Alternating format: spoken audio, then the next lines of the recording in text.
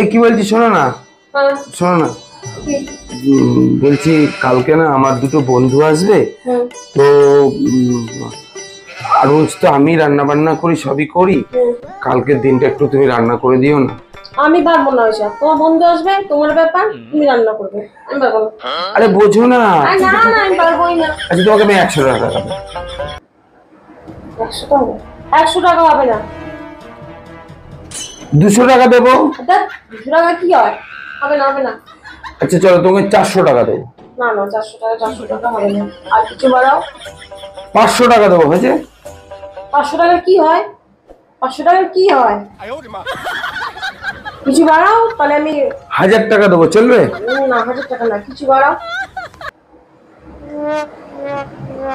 তাহলে আমি, চলো তোমাকে একটা ভালো শাড়ি কিনে দেবো। শাড়ি দেবে? তা শোনো, তোমার কথাও রইলো, আমার কথাও রইলো।